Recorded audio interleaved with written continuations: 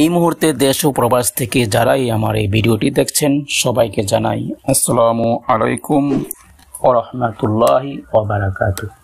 সুপ্রিয় নীরব টিভির দর্শক মণ্ডলী, আশা করি মহান আল্লাহ রাব্বুল আলামিনের অশেষ মেহেরবানি ও দয়ায় আপনারা সবাই ভালো আছেন। প্রিয় দর্শক, আজকের ভিডিওর মাধ্যমে আমি আপনাদের মাঝে আলোচনা করব রিজিকের মালিক একমাত্র আল্লাহ পাক নিজেই।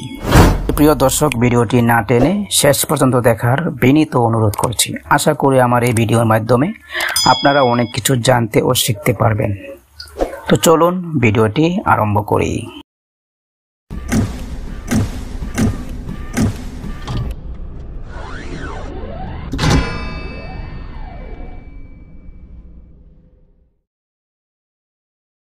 আমাদের সকলের প্রতিপালক মহান আল্লাহ পাক রব্বুল আলামিন বিশেষ গুণবাচক নামের মধ্যে একটি নাম হচ্ছে রাজ্জাক, যার অর্থ রিজিক দাতা। আল্লাহ তার বান্দাদের রিজিক দাতা হিসেবে কোরআনুল কারিমে নিজের পরিচয় দিয়েছেন। প্রাণীকুলের রিজিক একমাত্র তার কাছেই রয়েছে।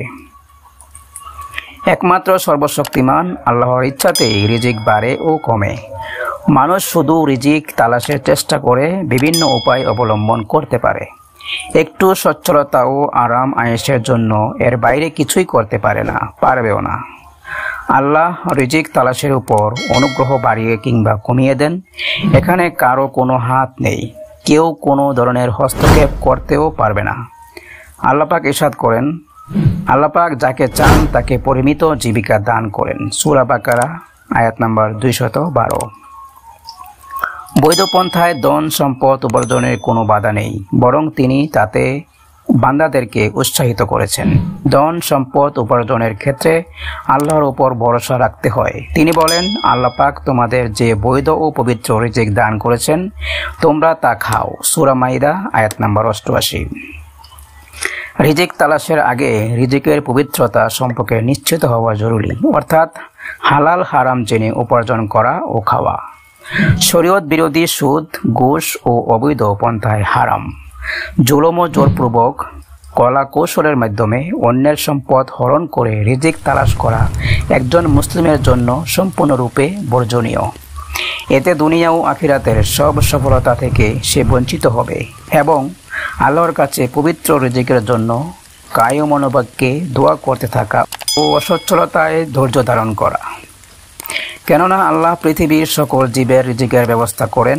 তিনি নিজেই রিজিকের দায়িত্ব গ্রহণ করেছেন। আর আল্লাহ পাকের সৃষ্টির সেরা জীব হলো মানুষ। তিনি বলেন, জমিনের উপর বিচরণশীল সব প্রাণীর রিজিকের দায়িত্ব আল্লাহর উপর। সূরা হুদ আয়াত নাম্বার 6। অন্যত্র আল্লাহ বলেন, আল্লাহ কারো জীবন উপকরণের প্রশস্ততা দেন ও কারো জীবিকা সংকীর্ণ করে দেন। সূরা রাআদ আয়াত নাম্বার 26।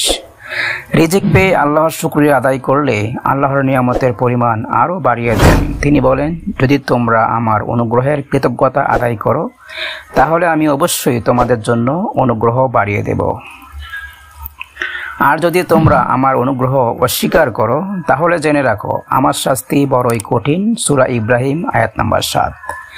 রিজিক সংকীর্ণ হয়ে অসচ্ছলতায় বিধ্বস্ত ও কিংকর্তব্য বিমূঢ় হয়ে গেলে আল্লাহর রহমত থেকে নৈরাশ না হওয়া, বরং আল্লাহর কাছে হালাল রিজিকের জন্য পারিবারিক সচ্ছলতার জন্য দোয়া করতে থাকা, পূর্ণাঙ্গ আস্থা ও বিশ্বাসের সঙ্গে সাহায্য চাইতে থাকা, কোনো ধরনের অসৎ উপায় অবলম্বন থেকে বিরত থাকা।